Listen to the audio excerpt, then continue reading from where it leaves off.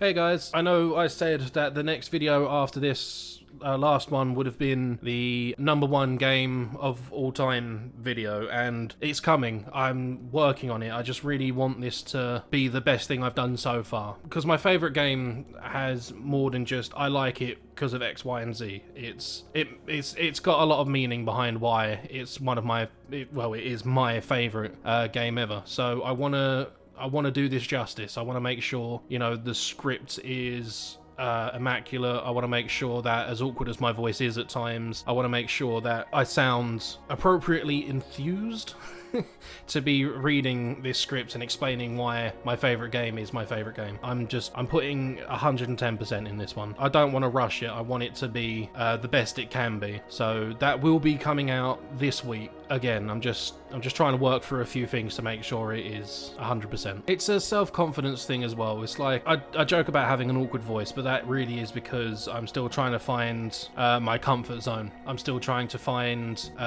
where I sit in terms of how I would like to act. I'd like to be myself 100%. I really would. But I'm worried at the same time that no one would like me if I acted in a video how I do in real life. But enough about what I'm doing with life. Let's talk about what I want from life. In the Future of Gaming event Sony let off on the 11th, they showed off a whole bunch of games. One of them was Resident Evil 8 or Resident Evil Village, and I am a huge Resident Evil fan. I have played every Resident Evil game except, what were those two really shitty ones? Operation Raccoon City and Umbrella Corps, because... Well, I might be an idiot, but I'm not that much of an idiot to not be able to tell when a game is going to be an absolute dumpster fire of horseshit. But Resident Evil 8 is one of my favourite series, and when they showed the trailer for it and it registered in my brain they were showing Resident Evil 8, I was out of my chair screaming all sorts of profanity. I'm pretty sure I called someone or something the C word. Like, I don't know why, like, they showed the title of the game and I called it the C word. It sounds stupid, but it's just how excited I was for it. But what I really wanted to talk about is some things I'd like to see in Resident Evil 8 that I felt Resident Evil 7 didn't have or was lacking in. They're not in any particular order, I've just got some bullet points next to me. I'm going to try and bring them up and not ramble, but I make no promises. If my editing has gotten any better in like the 5 videos I've actually made so far, I might be able to get away with cutting out a bunch of it. So we'll just get on with it. So one of the first things I actually wanted to talk about is the fact that I'd like to see, really, it's just choices that actually matter. It's not like in Resident Evil 7 where if you choose to save Zoe, you get in the boat and then halfway down the river she gets calcified and dies anyway. Or if you choose to save Mia, you get in the boat and drive off, and in the DLC you find out she gets calcified anyway. I mean, she lives in that one, but it's more or less the same end result, and the DLC had to clear it up instead of being like in the plot. And to be honest, I'm not completely sure if the Not a Hero and the Zoe DLC are considered canonical or not. Like, I don't know where they stand in terms of like Resident Evil canon and lore. I'd like to see something with a little bit more weight that affects the actual story and not just like a cutscene and an ending cutscene. Or an example would be a similar situation. You've got 2 NPCs in front of you. They both want the same thing. If you give it to one person, the outcome of that would be the person who didn't get it then becomes like an additional boss fight. Or if you give it to the person who was going to be the boss fight, the other person might then go to the antagonist and give them information about you which could affect something like difficulty in puzzles. Like, they know how you think, they know how you've worked around things in the past, so they might change something up to make it more difficult for you, instead of it being a case of you leave with girl or you leave without girl. I don't know, it would invest you more into the actual characters. It'd actually make the world feel a little bit more believable, but I don't know. One thing I do know is I would like to see Ethan probably show a little bit more emotion.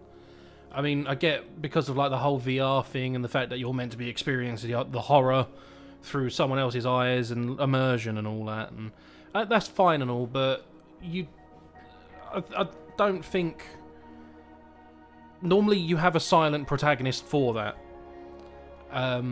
That's normally why they do it, so you can kind of live vicariously through the player avatar. But Ethan has a backstory. He has he has things going on in life. Like he is now back with his estranged wife he assumed had died like 3 years before Resident Evil 7. Even during Resident Evil 7 itself, he was so disconnected, it felt like, from what was going on around him, to the point where it felt like it was something he'd experienced before, and he was just going through the steps of just saying something for saying something's sake, instead of giving what felt like an actual authentic reaction. Because if you're walking into something like a greenhouse to collect like the next key for the next part of the game, and a now 9-foot tall bug woman with a hornet's nest for a minge bursts through the wall, he gives off like a subtle little but that's about it. If something like that happened to you, you'd be screaming your nuts off. And we just didn't get that with Ethan. Jack Baker blowing his head off and he was like, oh Jesus, it's not the appropriate reaction. I'd just like to see him react more. And from the trailer, it looks like there are a few more like interactions, so he's going to have a lot more dialogue, and hopefully he actually emotes, you know, like he actually has appropriate things to say. You know what would be awesome though? Like if other characters showed up throughout the story, because obviously at the end of Resident Evil 7 we had Chris Redfield turn up, and you know, that was cool, looked nothing like him, but it was still cool to have someone from the established lore turn up for whatever reason it was. I don't know, they say in the interview that Chris has kind of gone off the deep end. He's now more broody and off on the dark side. So it would be cool if someone like Claire showed up, like his sister, and was like asking you for help because she's concerned that he's going to do something stupid, or he's already done something stupid. Or even Leon, because Leon and Chris have already butted heads in Resident Evil 6. It would be cool if he comes to you for the same reason. He's like, look, my friend's gone off the deep end. There's either no saving him, or we've only got so much amount of time before he nukes an orphanage, and I need you to help me either bring him in or bring him down. That'd bring like a whole level of drama, because the trailer says his story ends here, and a lot of people are assuming that this is either going to be the last game with Ethan or Chris is going to die. It actually, I've got like something else I want to bring up that could also tie into this, but it's really weak and it's really just more like my own headcanon. But it would be cool to see someone like Leon or Claire Turner, or I don't know, maybe Ada gets an appearance in this one, you know, like, because she's working for the company who was involved in Resident Evil 7 with trying to steal Emily. I just think it'd be cool, you know, like to start adding more established characters to the Resident Evil 8 storyline. On the topic of Chris Redfield in Resident Evil 7 as well, it would be cool if DLC that came out after it was more like Not a Hero. The Zoe one was fine, but you don't play Resident Evil 8 for punching mold creatures in the head. You play to shoot stuff. You play to shoot zombies. You play to shoot hunters. And the Not a Hero DLC really was, out of the DLCs we got, I feel like that was the strongest, because it was a continuation of a plotline that I thought they had either deliberately glossed over or was going to sequel bait with you not actually killing Lucas within the game of Resident Evil 7. And obviously we don't know currently where the plot is going to take us, and even really until we actually play the game, we will not have anywhere near the full idea of what's going to be going on. It would be cool if we get some DLC which plays to the strengths of Resident Evil 7 and 8, like Not a Hero did. Maybe you get a DLC where you actually play the story through Chris's perspective again, onto like the lead up and his reasoning behind it and how he's experienced it. Or maybe we get a DLC, like this is how we could introduce previous characters. You could play a DLC where you play as Leon or Claire looking for Chris, which ultimately would tie up to their appearance in the main campaign. You could have a DLC where you play as Ada and you're working for whatever company to steal this version of the mold for their own benefits, which again I'll come back to in a minute. Actually, I think more DLC, I mean, there's nothing wrong with having DLC with unique gameplay. Like, you could have Leon's campaign be more gun-toting, Chris's campaign could be more psychological as he like descends down his rabbit hole of madness, Claire's Claire's campaign could be more like, I don't know, like detective based. She's looking for her brother again, so she could be solving like a mystery, a riddle. She could be following clues. I don't know, I'm just spitballing, but I think that's pretty cool. What about finding out if we're going to be getting VR support again? Obviously it's still early days and we won't know until they either tell us or it gets to launch day and we don't have it. But Resident Evil 7 was built with VR in mind. Playing Resident Evil 7 through VR and just experiencing it through a monitor, it's night and day in terms of how you actually process what's going on. In VR, everything is a crap ton scarier. I'd feel like it's a missed opportunity if they didn't implement VR support. Even if they said they're not doing it straight away and it's going to come in like an update weeks after launch. I wouldn't mind that, but I think this game would benefit from VR, especially if you're going to get like werewolves and stuff. You know, they're going to be zipping around the place, they're going to be jumping in your face. It's going to be a missed opportunity for some grade A VR in your face 3D scares. And I don't know, that's really all I had to say about this one. Another thing I think would be cool to see is if we got a little bit more of an in-depth dive into organisations like Tensu, or the Connections. Maybe find out more than we've ever found out about them somehow. Maybe, even though, you know, Umbrella's marks have been shown in the trailer, maybe someone like the Connections or even Tensu themselves play a bigger role in this instead of just creating the E-series and the mold. All we really know about the Connections so far is really that Albert Wesker was involved with them. They created the E-Type and gave Lucas Baker a serum to free himself from, holy crap, I've just realised. I've been calling Evelyn Emily this whole time. Oh my god.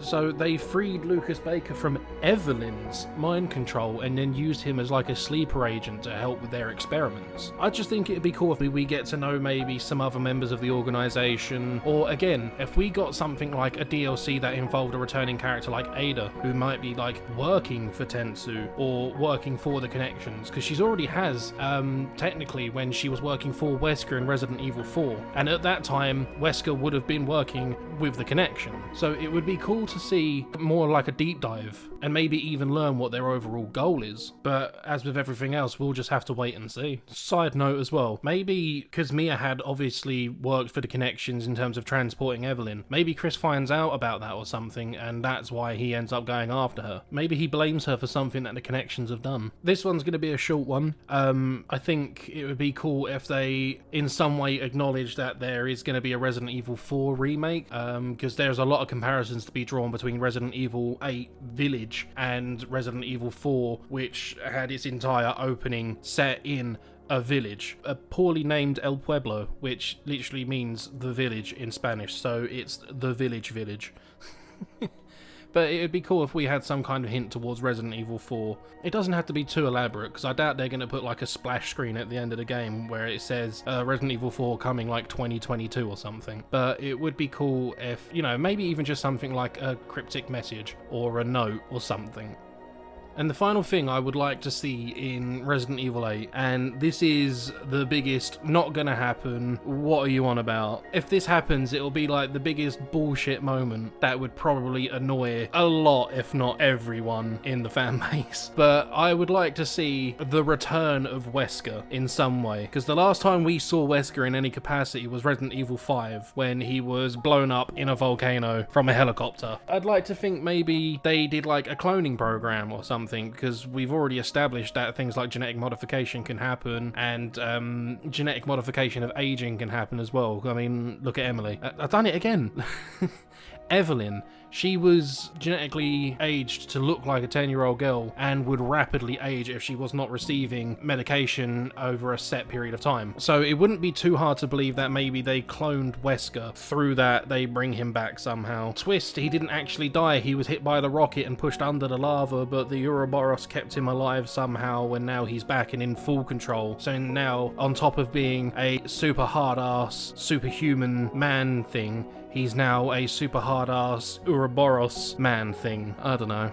It would be cool. because we haven't seen Wesker in like current gen graphics. Like, I'd love to see him in the RE engine. I'd love to hear his voice and his smarmy face bragging about, oh, holy shit. Maybe that's why Chris is on a vendetta. Maybe the connections, oh, I'm going off into my own thing now. Maybe the connections have like managed to like acquire Wesker's remains or have actually cloned him. And Mia was like working on the project because she's already gone behind Ethan's back when she was babysitting Evelyn. So maybe she was working on a project to bring back Wesker in some capacity. Chris found out, realised Mia was on the list, and then turned up to fucking take her out. It's probably not that, but that'd be fucking sick.